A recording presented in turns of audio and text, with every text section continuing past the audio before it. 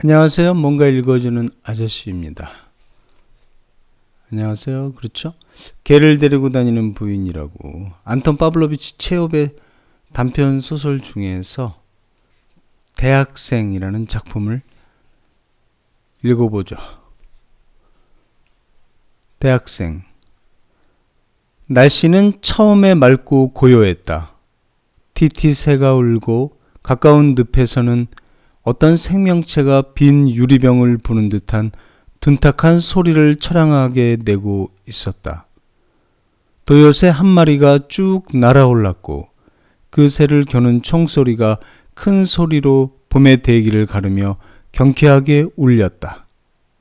벼랑간 숲속이 어두워지고 몸을 파고드는 차가운 바람이 동쪽에서 불어오더니 이내 잠잠해졌다. 웅덩이마다 얼음이 바늘처럼 날카롭게 얼고 숲속에는 스산하고 황량하고 쓸쓸한 기운이 퍼져갔다. 겨울 냄새가 났다. 보조사제의 아들로 신학대학의 학생인 이반 벨리코폴스키는 철새 사냥에서 돌아와 집으로 가기 위해 범람한 물에 언제나 잠겨있는 초원의 오솔길을 따라 걷고 있었다. 그의 손가락은 얼어 고봤고 얼굴도 찬바람에 빨갛게 상기되어 있었다. 그는 갑작스럽게 찾아온 이 추위가 자연의 모든 질서와 조화를 끔찍할 정도로 파괴하여 저녁의 어둠이 어느 때보다도 더 빠르게 짙어진 거라고 생각했다. 주위는 황량하고 어쩐지 몹시 음산했다. 강가에 있는 과부들의 텃밭에서만 불빛이 비칠 뿐 멀리 사베르스타 떨어진 마을까지도 온통 차가운 저녁 안개 속에 잠겨 있었다. 문득 대학생은 그가 집을 나설 때 어머니가 현관 마룻바닥에 맨발로 앉아 사모발을 닦고 아버지가 빼치가 위에 누워 기침하고 있던 것이 떠올랐다.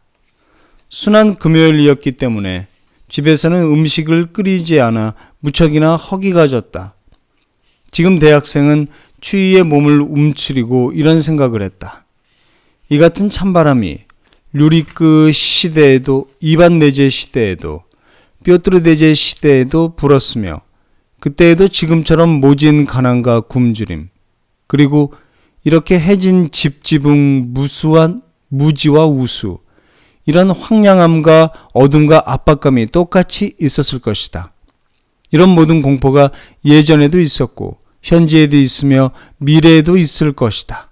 그렇기 때문에 1000년이 지나도 현실은 더 나아지지 않을 것이다. 이런 생각이 들자 그는 집으로 돌아가고 싶지 않았다. 텃밭이 과부들의 텃밭이라고 불리는 것은 어머니와 딸 두 과부가 그곳을 경작하기 때문이었다. 모닥불이 탁탁 튀는 소리를 내면서 경작한 부근의 땅을 멀리까지 비추며 활활 타고 있었다. 과부 바실리사는 키가 크고 뚱뚱한 노파로 남성용 반코트를 입고 모닥불 옆에 서서 생각에 잠긴 채 그 불을 바라보고 있었다. 딸인 루케리아는 몸집이 작고 우둔해 보이는 얼굴에 주근깨가 많은 여자로 땅바닥에 앉아 솥과 숟가락을 닦고 있었다. 방금 저녁 식사를 마친 듯 했다. 남자들의 말소리가 들렸다. 텃밭의 일꾼들이 강가에서 말에게 물을 먹이고 있었다. 겨울이 다시 돌아왔나 봅니다. 대학생이 모닥불로 다가가며 말했다. 안녕하십니까? 바실리사가 몸을 떨다가 그를 금방 알아보고는 친절하게 미소 지었다. 저런, 몰라보겠네. 그녀가 말했다. 어서 이리로 오세요. 잠시 대화가 오고 갔다. 바실리사는 예전에는 여러 지주 집으로 돌아다니며 젖어몸으로 그리고 이후엔 유모로 일하기도 했던 세상 경험이 많은 여자였다. 말투가 정중했고 얼굴에는 부드럽고 점잖은 미소가 늘 떠나지 않았다. 그녀의 딸 루케리아는 남편의 학대를 받은 시골 아낙네로 대학생을 보고도 눈만 가늘게 뜰 뿐 아무 말도 하지 않았다. 루케리아의 표정은 마치 기머거리와 벙어리처럼 이상했다. 바로 이렇게 추운 밤에 사도 베드로가 모닥불을 쬐었죠. 대학생이 불을 향해 손을 뻗으며 말했다. 그러니까 그땐 정말 추웠습니다. 아주머니, 얼마나 무서운 밤이었을까요? 극도로 우물하고 기나긴 밤이었어요. 그는 주위의 어둠을 응시하다가 경련이라도 일어난 듯이 머리를 흔들고 물었다. 복음서의 12 사도 이야기를 들어보셨나요? 들어봤죠. 바실리사가 대답했다. 그렇다면 최후의 만찬 때 베드로가 예수께 한 말을 아시겠군요. 당신과 함께라면 나는 감옥에 갈 수도 있고 죽을 수도 있습니다. 그러자 주께서 그에게 이렇게 말씀하셨죠. 베드로야, 너에게 이르니 오늘 수탉이 울기 전에 너는 나를 3번 부인하리라. 만찬이 끝나고 예수께서는 동산에 올라 몹시 번민하며 기도를 드리지만 가엾은 베드로는 영혼이 지치고 유약해져 눈꺼풀이 무거워지자 잠을 이겨내지 못합니다. 잠들고 만 거죠. 그런 다음 아주머니도 아시겠지만 유다가 그날 밤 예수께 입맞추고 박해자들에게 예수를 팔아넘겼습니다. 그분은 결박당한 채 제사장에게 끌려가 매를 맞았지만 비탄과 불안에 지치고 쇠약해진 깊은 잠에 들지 못했던 베드로는 아시겠습니까? 지상에 이제 곧 뭔가 무서운 일이 일어날 것을 예감하면서 그 뒤를 따라갔죠. 그는 열렬히 의식을 잃을 정도로 예수를 사랑했지만 이제 그분이 매 맞는 것을 멀리서 바라볼 뿐이었습니다. 루케리아가 숟가락을 내려놓고 대학생에게 시선을 고정한 채 미동도 하지 않았다. 사람들이 제사장에게 몰려왔죠. 그가 말을 이었다. 예수를 심문하기 시작했어요. 그러는 사이 하인들이 마당 한가운데에 불을 피웠습니다. 추웠으니까요. 그리고 사람들은 불을 쬐었습니다. 모닥불 옆에 모인 그들 사이에 베드로가 서 있었던 겁니다. 그도 지금 나처럼 불을 쬐었죠. 그런데 한 여자가 그를 알아보고 이 사람은 예수와 함께 있었던 자다 하고 말했어요. 그러니까 베드로도 끌어내 신문해야 한다는 거였죠. 그러자 불 옆에 있던 모든 하인들이 그를 의심스러운 눈초리로 험상궂게 쳐다본 것은 당연한 일이었을 겁니다. 그는 당황해서 이렇게 말했습니다. 나는 그를 모릅니다. 조금 있다가 또 누군가가 그가 예수의 제자 한가운데 한 사람이라는 것을 알아보고 너는 그들 가운데 한 명이다 하고 말했습니다. 그렇지만 그는 또다시 부인했죠. 그리고 3번째로 누군가가 그를 가리키며 이렇게 말했습니다. 오늘 내가 동산에서 그이와 함께 있는 걸 본 것이 너 아닌가? 그는 3번째로 부인했습니다. 그러자 곧이어 수탉이 울었고 베드로는 멀리서 예수를 바라보며 만찬 때 그분께서 하신 말씀을 떠올렸습니다. 그분의 말을 떠올리자 퍼뜩 제정신이 들어 마당을 빠져나와 서럽게 울었습니다. 복음서에서는 이렇게 말하죠. 그곳에서 나와 서럽게 울었다. 이런 상상을 해봅니다. 고요하고 고요하며 어둡고 어두운 동산이 있고 그 정적 속에서 나는 들릴 듯 말 듯한 나지막한 흐느낌. 대학생이 한숨을 내쉬고 생각에 잠겼다. 여전히 미소를 짓고 있던 바실리사가 갑자기 흐느껴 울었다. 굵은 눈물이 그녀의 뺨을 타고 뚝뚝 떨어졌다. 바실리사는 자신의 눈물이 부끄럽기라도 한 듯 불빛이 비치지 못하게 소매로 얼굴을 가렸다.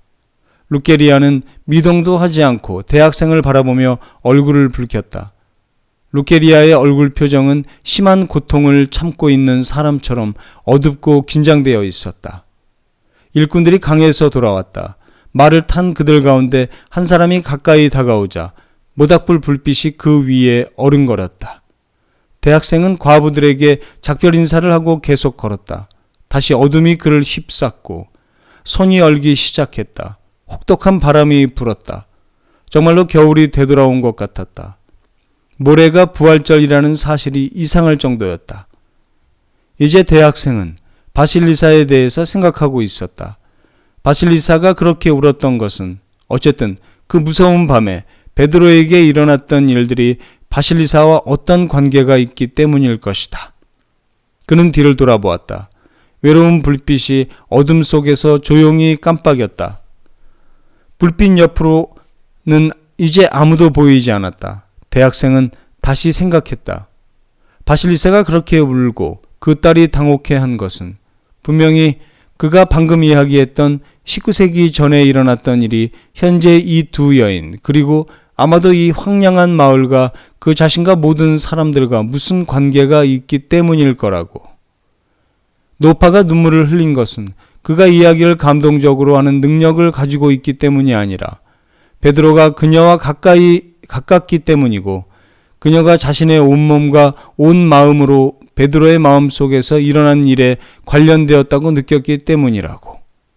그러자 갑자기 그의 마음속에서 기쁨이 일기 시작했다. 그는 심지어 숨을 쉬기 위해 잠시 멈춰서야 했다. 그는 생각했다. 과거는 현재와 잇따라 발생하는 사건들의 끊임없는 사슬로 연결된다. 그리고 그는 방금 자신이 이 사슬의 양 끝을 본 것처럼 느껴졌다.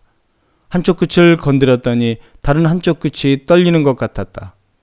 나룻배를 타고 강을 건너가 산 위로 올라가서 그는 자신의 고향 마을과 차가운 자줏빛 노을이 가느다란 한 줄기 빛으로 빛나는 서쪽을 바라보며 동산과 제사장의 마당에서 인류의 삶의 방향을 제시했던 정의와 아름다움이 끊어지지 않고 지금 이날까지 계속되고 있고, 분명히 인류의 삶과 이 지상 전체에서 언제나 가장 중요한 것을 형성해 왔다는 생각을 했다. 그리고 젊음과 건강과 힘의 감각. 그는 이제 22살이었다. 그리고 행복에 대한, 알려지지 않는 신비로운 행복에 대한 형언할 수 없이 달콤한 기다림이 조금씩 그를 사로잡아 삶은 매혹적이고 경이로우며 또한 고귀한 의미로 가득 차 있다고 여겨지게 했다. 자, 여기까지 대학생이라는 짧은 단편 소설이었습니다. 지금까지 뭔가 읽어주는 아저씨였습니다. 감사합니다.